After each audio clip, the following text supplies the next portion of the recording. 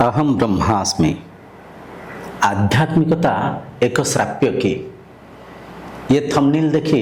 निश्चय आप भावी कौन एमती लिखा है आध्यात्मिकता एक श्राप्य कि निहायती आज्ञा आम आज एक बहुत गभीर कथा को आलोचना करने जाऊे बहुत तात्विक वस्तु को आज आम चर्चा करने जाऊे एकाग्र चित्त परखिले बुझीपारे। देखु आध्यात्मिकता को जी द्वैत भाव में मानी द्वैत भाव माने मु जीवात्मा आउ किए अच्छा परमात्मा मु सीमित माने जीवात्मा सीमित परमात्मा असीम जीवात्मा अल्पज्ञ परमात्मा सर्वज्ञ एपरिका जी निज को अलगा ईश्वर को अलगा मानिक उपासना विधि करुथांती सेठी तांको मन रे सकाम भक्ति थाए ईश्वर मते मुक्ति देबे माने मो मुक्ति मो हाथ रे नाही मो मुक्ति आउ का हाथ रे अछि आउ का माध्यम रे मो मुक्ति पाइबे मोक्ष पाइबे निर्वाण पाइबे मते आउ किए आसिक सुरक्षा देव किए अवतार नहीं कि आसबे ए समाज को आउ थे श्रृंखलित करेंगे किए अवतार नहीं कि आसिक मो दुखरु मो कष्टरु मो दरिद्रतार मते सहारा हैंकरी वंचित करेंगे एपरिक आम मानि था जो द्वैत रूप ईश्वर को मानि था सेठी अजाणतरे आमे मुक्तिर आकांक्षा तो करि थाउ अजाणतरे बंधन भितर धसी धसिका जाऊँ था निहायती मो मुक्ति जदि आउ का हाथ रे अच्छी से मते कहीं मुक्ति करेंगे तार विधि कौन मु केमती मुक्त हेबी बुझिपारसंती। तो सकाम भक्ति रे जोंटा आम ईश्वर को निज ठार भिन्न भाव में मानि थाउ सेठी बहुत सारा डर थाए मृत्यु पर कुआड़े जीवा स्वर्ग कौटी अच्छी नरक कौटी अच्छी नरक जंत्रणा केते पीड़ा थिबो केते पीड़ित माने आमे केते कष्ट भोगिबा एपरिका जे द्वैत रूप मानि थांती ईश्वर को निज निज ठार भिन्न रूप से चिन्हि थांती परखि थांती से दासत्व ही थांती से अन्य माने ईश्वर ठारू किछि आकांक्षा करी निजे अजाणत कमजोर ही जाती भावि नियंतु आपणक भल मंदर दायित्व जदि आप निजे नेबे आपणक अभाव असुविधार कारण जदि निजे बुझीबे तो आपणकर निजर अभाव असुविधा को दुख दरिद्रता को निजे सुधारिया चेष्टा प्रचेष्टा करेंगे दुखर कारण कौन कि योजना कले कौन परिका मो काम कार्य कले मो दुख दरिद्रतार मो ऊर्ध्व को जीवी किंबा जो भी आपंकर किसी भी असुविधा आसूची से असुविधार कारण को निजे परखिबे निजे से असुविधा को दूर करने चेष्टा प्रचेष्टा करेंगे। आप जब मानि नेबे किए अवतार नहीं कि आसबे मते सुरक्षा करेंगे किए अवतार नहीं कि आसिक मो दुख दूर माने दूर करेंगे मो पीड़ारू मो कष्टरू मते मुक्ति करेंगे एटा आज्ञा माने एटा छुआलिया मनर प्रकृति लगुनि कि बुझीपारसते मुझे कौन कहवाई चाहूँगी। तो जी ईश्वर को दुई रूप में मानि थांती निज ठार ईश्वर को अलग रूप में परखि थांती से अजाणतरे दासत्व भितर ही थांती मुक्ति पाती मुक्ति पाइबा भी असंभव केमती पाइबे जे पर्यंत आप निज को चिन्हि ना निजर तत्व समाहित ही ना निजर अस्तित्व को सत्य को चिन्हि ना जे पर्यंत आप मानिसंती आपण को मुक्ति निज हाथ में नहीं ताले मुक्ति केमती पाइबे बुझिपारसंती। यही मनीषर एपरिका मानसिक स्थिति को लेकर यही द्वैत उपासना भाव को लेकर आजिकल मठ मंदिर रे विभिन्न प्रकार बेपार चली ये कथा बारंबार ए शरीर कही चलुची मठ मंदिर रे जे पर्यंत आम बेपार को रुकबानी मठ मंदिर रे जे पर्यंत आम ब्रह्म तत्वर ब्रह्म ज्ञानर अद्वैत वेदांतर प्रचार प्रसार करवानी से मठ मंदिर कौन से लाभ रे आम लाभान्वित हो पारिबानी जे मंदिर गढ़ी जे मंदिर कमिटी से माने ठीक अच्छे किसी धन उपार्जन करें किंतु आम अभाव असुविधार ही रहा भक्त मैंने किसी लाभान्वित हो पारे आप बुझीपारे मुझे कौन कहवाई चाहूँगी। तो द्वैत भाव में जे चिन्हिंट एपरिका बंधन ही अच्छा कि बंधन ही रे जे पर्यंत अद्वैत भाव को आसीना। द्वितीय आसंता आम परखा जे ईश्वर को निज भितर मानी जे ईश्वर को निज सांगे अच्छा एपरिका मोहि ईश्वर अहम ब्रह्मास्मि माने मोहि ब्रह्म आयमात्म ब्रह्म ମୁଁ ହିଁ ଆତ୍ମ ବ୍ରହ୍ମ। ତତ୍ ତ୍ୱମ୍ ଅସି। ତତ୍ ମାନେ ସିଏ, ତ୍ୱମ୍ ମାନେ ତୁମେ, ଅସି ମାନେ ଅଟ। ସିଏ ତୁମେ ହିଁ ଅଟ ଯେଉଁ ଈଶ୍ୱରଙ୍କୁ ତୁମେ ଖୋଜୁଛ। ଏହିପରିକା ବି ଯିଏ ମାନିଥାନ୍ତି, ଯିଏ ଚିହ୍ନିଥାନ୍ତି, ସେ ବି ଯଦିଓ ଅଦ୍ୱୈତ ବେଦାନ୍ତକୁ ସ୍ପଷ୍ଟ ଭାବରେ ଚିହ୍ନି ପାରିବେନି, ଅଦ୍ୱୈତ ବେଦାନ୍ତର ଗୂଢ଼ ରହସ୍ୟ ତତ୍ତ୍ୱକୁ ଯଦିଓ ପରଖି ପାରିବେନି, ସେ ବି ବନ୍ଧନରେ ହିଁ ଯିବେ। ବୁଝିପାରୁଛନ୍ତି? ସେ ବି କେମିତି ବନ୍ଧନରେ ହିଁ ଯିବେ? ଅନେକ ମା ମାନେ ବିଭିନ୍ନ କମେଣ୍ଟସ୍ କରିଥାନ୍ତି, ମୋତେ ପଚାରୁଥାନ୍ତି, ଗୁରୁଜୀ ମୁକ୍ତି କେମିତି ପାଇବା, ମୋକ୍ଷ ନିର୍ବାଣ ପ୍ରାପ୍ତି ମୁଁ କେମିତି କରିବି, ମୁଁ ବ୍ରହ୍ମ କେମିତି ହେବି, ମୁଁ ନିଜକୁ କିପରି ଚିହ୍ନିବି, ମୁଁ ନିଜର ସତ୍ସତ୍ତାକୁ କେମିତି ଚିହ୍ନିବି, ମୁଁ କେମିତି ମୁକ୍ତି ପାଇବି। ମାନେ ତାଙ୍କ ମନରେ ଗୋଟେ ଅବିଦ୍ୟା ବସି ଯାଇଥାଏ, ମୁଁ ବ୍ରହ୍ମ ବନିବି, ମୁଁ ମୁକ୍ତି ପାଇବି। କିନ୍ତୁ ସତ୍ୟ ଆଜ୍ଞା ତା ନୁହଁ। ଆପଣ ମୁକ୍ତ ଅଛନ୍ତି, ଆପଣ ବ୍ରହ୍ମ ବନିବେନି, ଆପଣ ବ୍ରହ୍ମ ଅଛନ୍ତି। ତେଣୁକରି ଯଦି ଅଦ୍ୱୈତ ବେଦାନ୍ତକୁ ବି ଆପଣ ଠିକ୍ ସେ ପରଖି ପାରିବେନି, ବୁଝିପାରିବେନି, ଅଦ୍ୱୈତ ବେଦାନ୍ତ ବି ଆପଣଙ୍କର ବନ୍ଧନର କାରଣ ହେଇଯିବ। ଅନେକ ଲୋକ ଅଛନ୍ତି ସ୍ପିରିଚୁଆଲ ଏଂଜାଇଟି ଭିତରେ ବି ଡିପ୍ରେସନ୍ ଭିତରକୁ ପଳାଇଥାନ୍ତି, ସ୍ପିରିଚୁଆଲ ମାନସିକ ଅଶାନ୍ତିରେ ବି ଥାନ୍ତି, ଆଧ୍ୟାତ୍ମିକ ଅଶାନ୍ତିରେ ଥାନ୍ତି। ଆଧ୍ୟାତ୍ମିକ ଅଶାନ୍ତିରେ ମାନେ କ'ଣ? ସେମାନେ ମାନି ନେଇଥାନ୍ତି ଯେପର୍ଯ୍ୟନ୍ତ ମୋର ଆତ୍ମ ସାକ୍ଷାତକାର ହେଇନି ସେ ପର୍ଯ୍ୟନ୍ତ ମୁଁ ମୁକ୍ତି ପାଇବିନି। ସେମାନେ ଏମିତି ମାନି ନେଇଥାନ୍ତି ଯେପର୍ଯ୍ୟନ୍ତ ମୁଁ ଈଶ୍ୱର ପ୍ରାପ୍ତି କରିନି, ମୁଁ ନିର୍ବାଣ ପ୍ରାପ୍ତି କରିନି, ମୋକ୍ଷ ମୁକ୍ତି ପ୍ରାପ୍ତ କରିନି, ତାହେଲେ ମୋ ଜୀବନର ଉଦ୍ଦେଶ୍ୟ ପୂର୍ତ୍ତି ହେବନି, ତାହେଲେ ମୋ ଏ ଯେଉଁ ଜୀବନ ସଫଳୀକୃତ ହେବନି। ଅଧିକରୁ ଅଧିକ ଯାହାଙ୍କ ବୟସ 50ରୁ ଉର୍ଦ୍ଧ୍ୱ ହେଇଥାଏ, ମା' ମାନେ ହୁଅନ୍ତୁ, ବାବାମାନେ ହୁଅନ୍ତୁ, ଯାହାଙ୍କ ବୟସ 50ରୁ ଉର୍ଦ୍ଧ୍ୱ ହେଇଥାଏ, ସେମାନଙ୍କ ଭିତରେ ଏ ବ୍ୟାକୁଳତା, ଏ ଚଞ୍ଚଳତା ଅଧିକ ବଢ଼ି ଯାଇଥାଏ। ତତ୍ପର ଥାନ୍ତି, ଓହୋ ହୋ ଆଉ କେଇଟା ଦିନ ରହିଲା, ଆଉ କେଇଟା ଦିନ ଭିତରେ ମୁଁ ଦେହାନ୍ତ ହେଇଯିବି, ମୁଁ ଯଦି ମୁକ୍ତି ପ୍ରାପ୍ତ କରିବିନି, ମୁଁ ଯଦି ମୋକ୍ଷ ପ୍ରାପ୍ତ କରିବିନି, ମୁଁ ଯଦି ନିର୍ବାଣ ପ୍ରାପ୍ତ କରିବିନି, ତାହେଲେ ଏ ଜୀବନ ବୃଥା ହେଇଯିବ, ମୁଁ ତ ନିଜକୁ ଚିହ୍ନି ପାରିବିନି, ମୁଁ ତ ହାରିଯିବି। ଏପରିକା ମାନସିକ ଯନ୍ତ୍ରଣାରେ ସେମାନେ ଜର୍ଜରିତ ଥାନ୍ତି। ଅଜାଣତରେ ଆଧ୍ୟାତ୍ମିକତାକୁ ଏକ ଶ୍ରାପ୍ୟ ପରିକା ମାନି ନେଇଥାନ୍ତି। ଧରିପାରୁଛନ୍ତି ମୁଁ କ'ଣ କହିବା ପାଇଁ ଚାହୁଁଛି? ଏଠି ଗୋଟେ କଥା ଆଜ୍ଞା ଆପଣ ବିଲକୁଲ ମନରେ ବସେଇ ଦିଅନ୍ତୁ, ଆପଣ ବ୍ରହ୍ମ ବନିବେନି, ଆପଣ ବ୍ରହ୍ମ ଅଛନ୍ତି। ଆପଣ ମୁକ୍ତି ପାଇବେନି, ଆପଣ ମୁକ୍ତ ଅଛନ୍ତି। ଆତ୍ମାକୁ କୌଣସି ବନ୍ଧନ ବାନ୍ଧି ପାରିବନି, ଆତ୍ମାକୁ କୌଣସି ହସ୍ତ୍ରଶସ୍ତ୍ର କାଟି ପାରିବନି। ଆତ୍ମା ହେଉଛି ଆଧାର, ଆତ୍ମା ହେଉଛି ମୂଳ। ବନ୍ଧନରେ କିଏ ଅଛି? ଅବିଦ୍ୟାରେ ମନ ଅଛି। ବୁଝିପାରୁଛନ୍ତି? ତାହେଲେ ଅବିଦ୍ୟାରୁ ଆମେ ମୁକ୍ତ କେମିତି ପାଇବା? ବିଦ୍ୟା ଅଧ୍ୟୟନ କରି, ବ୍ରହ୍ମଜ୍ଞାନକୁ ଅଧ୍ୟୟନ କରି, ଆତ୍ମଜ୍ଞାନକୁ ଶ୍ରବଣ ମନନ ନିରିଧ୍ୟାସନ କରି, ବେଦାନ୍ତକୁ ପଢ଼ି, ସଦ୍ଗୁରୁଙ୍କ ପାଖରେ ବସିକରି ତତ୍ତ୍ୱଜ୍ଞାନକୁ ଅଧ୍ୟୟନ କରି ଅବିଦ୍ୟାର ମୁକ୍ତି ପାଇବା। ତେଣୁକରି ଏ କଥାକୁ ବିଲକୁଲ ମନରେ ବସେଇ ନିଅନ୍ତୁ,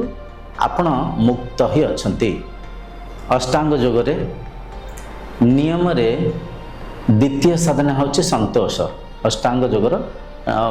ଯମ ପରେ ନିୟମ ହେଲା ଦ୍ୱିତୀୟ ସାଧନା। ନିୟମର ପ୍ରଥମ ଶୌଚ, ତାପରେ ଦ୍ୱିତୀୟ ଆସିଯାଏ ସନ୍ତୋଷ।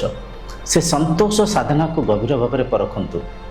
ଯେପର୍ଯ୍ୟନ୍ତ ଆଧ୍ୟାତ୍ମିକତା ଆପଣଙ୍କୁ ସନ୍ତୁଷ୍ଟି ଦେଇନି, ଯଦି ଆଧ୍ୟାତ୍ମିକତା ଆପଣଙ୍କର ବନ୍ଧନର କାରଣ ହେଇଛି, ତାହେଲେ ଆପଣ ଆଧ୍ୟାତ୍ମିକତାକୁ ଭୁଲ ବାଟରେ ପରଖିଛନ୍ତି, ଭୁଲ ବାଟରେ ମାନିଛନ୍ତି, ଆଧ୍ୟାତ୍ମିକତାର ସଠିକ୍ ମାର୍ଗରେ ନାହାନ୍ତି। ବୁଝିପାରୁଛନ୍ତି? ତ ତୃପ୍ତ ରୁହନ୍ତୁ, ସନ୍ତୁଷ୍ଟ ରୁହନ୍ତୁ।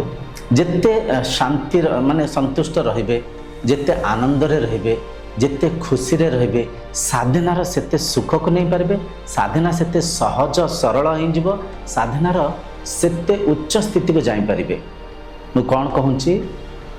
ଆଶା କରୁଛି ଆପଣମାନେ ବୁଝିପାରୁଥିବେ। ତେଣୁକରି ଆଧ୍ୟାତ୍ମିକତା ଆପଣଙ୍କର ବନ୍ଧନର କାରଣ ନ ହେଉ, ଆଧ୍ୟାତ୍ମିକତା ଏକ ଶ୍ରାପିତ ପରିକା ନ ହେଉ। ବୁଝିପାରୁଛନ୍ତି? ଆମେ ସମସ୍ତେ ମାନି ନେଇ ଦେଖନ୍ତୁ, ଏ ସବୁର କାରଣ ଆମେ ଯେଉଁ ପରିକା ସମାଜକୁ ଦେଖୁଛେ, ଯେଉଁ ପରିକା ଚତୁଃପାର୍ଶ୍ୱରେ ଆମର ବ୍ୟବହାର ସବୁ ଚାଲିଛି, ସେ ସବୁ ଚିନ୍ତାଧାରାକୁ, ସେ ପରିକା ବ୍ୟବହାରକୁ, ସେ ପରିକା ଆଚରଣକୁ ଦେଖିକରି ଆମେ ସେ ପରିକା ମାନି ନେଇଥାଉ। ଆପଣ ଶୁଣିଥିବେ ଛତୁଣ୍ଡେ ଛେଳି କୁକୁର। छः तुंडे जदि गोटे छेलीटा को कुकुर कुकुर कुकुर कहे आम भी मानि नहीं था बोधे ये कुकुरटे आ छेली परिका देखा जाऊँ। आध्यात्मिकता से परिका ही नहीं। आध्यात्मिकतार आप देखिए सका उठिले टीवी रे सोशल मीडिया रे विभिन्न वीडियो वायरल होठी ठाकुर बाहरले सेठी ठाकुर नागिले ये ठाकुर महिमा अच्छी से ठाकुर पाखक गले यहाँ हम ये ठाकुर पाखक गले से वस्तु पदार्थ मिल से भौतिक संपत्ति मिल एठी पिला छुआ हम एपरिक आम विभिन्न प्रकार भौतिक वस्तु पदार्थ पाइबार लोभरे आम सकाम भक्ति करूँ। आध्यात्मिकता कौन बुझीपारि न था परखी पारि न था आउ बंधन मुक्ति देवार आध्यात्मिकता मार्ग को आम बंधन रे बांधी छंदी हो जाए बुझीपार। तेणुक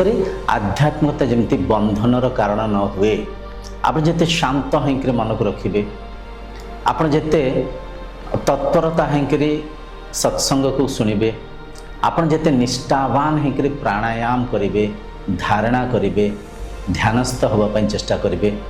सेते आप निज तत्व को चिन्ह पारे सेते आध्यात्मिकतार चरम सीमा को आप जापरेंगे। तेणुक दयाक जी भी मन रे ये कथा को मिथ्या कथा को मानि नहीं सन्ति मु मुक्ति पाइले ही शांति रे आनंद रे रहिबी मु मुक्ति न पाइले मो जीवन वृथा हबो एटा मिछ कथा आज्ञा। आत्मा रूपक आपण मुक्त ही अछंती केवल से तत्व को चिन्हिया पे आध्यात्मिकता एक मार्ग। तो आध्यात्मिकता जदि आप थाईक दुखित अछंती आध्यात्मिकता थाईक जदि आप अभाव असुविधा कि अभाव असुविधा सेटा अलग कथा बुझीपार। अभाव असुविधा ताकू दूर करने किसी कर्म किसी योजना करार अच्छी आय व्यय को टिके परखिकी आप जदि व्यय अधिक करते आय कम अच्छी ताकू सुधारले आपको भौतिक अभाव असुविधा दूर हम। किंतु मानसिक दुख जंत्रणार जदि आप आध्यात्मिकतार थाईक अच्छी ताहले निहायती आपको परखिबार आवश्यक अच्छी मु आध्यात्मिकतार आचरण ठीक से करुच्ची कि मु आध्यात्मिकतार ठीक मार्ग रे अच्छी कि बुझीपार परखार आवश्यक अच्छी। ये आम बहुत सारा देखूँ बहुत अलिया आवर्जन कर देचे ये कथा कहवाई मत भी कष्ट हो किंतु है जाए से आध्यात्मिकता को बहुत गोलिया घंटा कर देचे बहुत अलिया आवर्जन कर देचे आम जाति धर्म वर्ण पंथ हिंदू मुस्लिम सिख ईसाई ये भाव में आम आध्यात्मिकता को काटी बांटिकी समाज रे एकता रहुनी समाज रे शांति आनंद रहुनी। अधिकांश लोक तो एमती भी अच्छा विचार से आध्यात्मिकता को न परखि पारि ब्रह्म तत्व को न बुझीपारि बहुत लोग नास्तिक ही जाइए सी कहते ईश्वर नहांती ठाकुर ना भितर अच्छा ठाकुर ना बाहर अच्छा ठाकुर मिछ आध्यात्मिकता मिछ ईश्वर मिछ ईश्वर को पूजिले आपंकर आत्मा बल कमिज देखो कौन प्रकार शब्द को विनियोग कर आत्मा बल कमिज ताहले आत्मा किए कहार आत्मा बल कमिब किए दुर्बल होइजिबे ईश्वर नहांते ठीक अच्छे आपण अच्छा तो आपण किए तांको जदि प्रश्न पचारे से फिर आउ थे बुलेंगे कहे मु कॉन्शियसनेस मु चेतना मु चैतन्य आज्ञा से चेतना को ही ब्रह्म कह जाऊँगी से कॉन्शियसनेस को ही ब्रह्म कह जाऊँगी से माने बुझी पारि न था ता कारण आमर सत्यर सटीक प्रचार न होबा आध्यात्मिकता को सकाम भक्ति रे आमे ईश्वर को निज ठार भिन्न ईश्वर को पाइले किसी भौतिक वस्तु पदार्थ मिल ईश्वर को पाइले आम कि धन जश ख्याति आम स्वर्गर सुख को पाइबा ईश्वर को पाइले आम श्रेष्ठ जोनि रे जन्म हवा ईश्वर को पाइले आम एपरिका मिछ कथार प्रचार हबारु आध्यात्मिकता जोटा कि शांतिर मार्ग आनंदर मार्ग आनंद माने आरोग्यर मार्ग ताको आम अशांतिग्रस्त कर देचे ताको आम श्रापित कर देचे बुझीपार। तेणुक आध्यात्मिकता को सटीक भाव में बुझंतु जदि आपण आध्यात्मिक मार्ग अच्छा आपण शांति रे रहिबा दरकार आपण तृप्त होकर जीवन यापन करबा दरकार आपण प्रति मुहूर्त निज मन को संयमित रखी एक प्रकार रखि परिवार आवश्यक अच्छी बुझीपार। आपण भितर भय दूर हबार आवश्यक अच्छी आपण भितर ईर्षा आपण भितर क्रोध आपण भितर काम विचार ये सब दुर्गुण दूर हबार आवश्यक अच्छी मन सदा सर्वदा हर्ष उल्लास रे प्रसन्न रहिबार आवश्यक अच्छी निजक परखंतु जदि आपण मठ मंदिर रे पूजा आदि कार्यक्रम करसंती आपण खुशी रे नहांती ताहले परखंतु ताहले निरीक्षा पे चेष्टा करंतु किछि तो कमी अछि जदि आपण वेद वेदांत उपनिषदर प्रचार करुसंती मंच उपरे बसिक प्रवचन दौसंती तथापि आपण अशांतिग्रस्त अछंती शांति रे नहांती अब माने मानसिक जंत्रणा मानसिक क्रोध काम विचार जागृत होची ताहले परखंतु आपण को मार्ग रे अछंती आपण आध्यात्मिकता रे कोन त्रुटि अछि केवल आज्ञा मंत्र उच्चारण करदेले वेद को कंठस्थ करदेले कई वेदांति हिंजबेनी कई सिद्धांति हिंजबेनी से वेदर जो मार्गदर्शन करा जाउछि से आध्यात्मिकतार जो संयमता कथा ये हमको व्याख्या करी बुझापी कह जाउछि ताको जदि बुझिबे तत्व को जदि चिन्हिबे सत्य को जदि बुझिपारे तेबे जाइकरी असली आनंद आपण भितर उत्पन्न हबो तेबे जाइकरी समदृष्टि आपण भितर उत्पन्न हबो अन्य चिंताधारा को जे समाज को काटी बांटी कर देखु थांती तांको देखिक हसिबे कौन से पातरंतर नाही आमे समस्ते एक जे पर्यंत आपण भितर एकता आसीनी समदृष्टि आसीनी गोटे पिंपुड़ी को माछ को कुकुड़ा को प्रत्येक मनुष्य को समान भाव में देखि पारु नांती समस्तंक भावना को सम्मान करि पारु नांती अन्यंक दुख रे दुखित हो नांती अन्यंक खुशी रे आपनको खुशी मिलुनी जद्य ताहले आपण आध्यात्मिकता रे नांती आपण साधक नुहंती आपण साधु नुहंती बुझिपारे तेणुक आध्यात्मिकता रे एक कथा बिल्कुल मन रे बसी नियंतु मुक्तिर आवश्यक नाही आपण मुक्त ही अछंती आपण चैतन्य सत्ता आपण को माध्यम रे मन मनन चिंतन करूची मनर आधार रे इंद्रिय इंद्रियंक माध्यम रे शरीर शरीर आधार रे ए संसार परिचालन होची आपण जो स्थिति रे जो परिस्थिति रे शारीरिक स्तर रे अछंती ना काहे कि ए संसार रूपक सिनेमा को ए संसार रूपक ये नाटक को आपण ही रचिसंती आपण ही देखुसंती आपण आधार आपण द्रष्टा आपण सच्चिदानंद स्वरूप बुझी पासंती दयाकरी मुक्तिर आकांक्षा आउ का ठारू रखंतुनी आपण मुक्त ही अछंती ये मुक्तता को परखिया पई चेष्टा करंतु मु केमती मुक्त अछि मु कोन स्तर रे मुक्त अछि राति रे सोई पडुचे संसार अदृश्य ही जाउछि मन मौन ही जाउछि सेठी किए अछि मु अछि केमती अछि आनंद स्थिति रे अछि परमानंद स्थिति रे अछि निद्रा अवस्था को आनंदमय कोषा कही था गाढ़ निद्रा अवस्था को परमानंद कोषा कही परिबा परमानंद जोंठी दृश्य नाही जोंठी मन नाही जोंठी विचार नाही जोंठी केवल मु अछि मु मो स्वरूप रे अछि मु आनंद स्थिति रे अछि जेतो आमे भौतिक इंद्रिय माध्यम रे किछि सुख अनुभव करथाओ सेठी भी कौन हुए जदि टिके तर्जमा करी बुझिया पे चेष्टा करिवे स्वादिया खाद्य खाउसंती से खाद्य संगे मन रे एकाग्रता आसी जाइछि मन स्वरूपस्थ हो जाइछि से स्थिति को ही आमे भौतिक आनंद मध्य कहू था बुझी पाछन भौतिक सुख माध्यम रे भौतिक इंद्रियंक माध्यम रे किंतु इंद्रियंक माध्यम रे जो सुख मिले से तात्कालीन सुख से किंचित समय पे तार समय अवधि थिबा सुख आंतरिक सुख को सहज सुख को सरल सुख को नबा पे संयमतार आवश्यक अछि तेणुक ठीक अच्छे एतिक आशा कर बुझी पारुथिबे आध्यात्मिक मार्ग जदि अच्छी सटीक साधना विधि को आचरण करंतु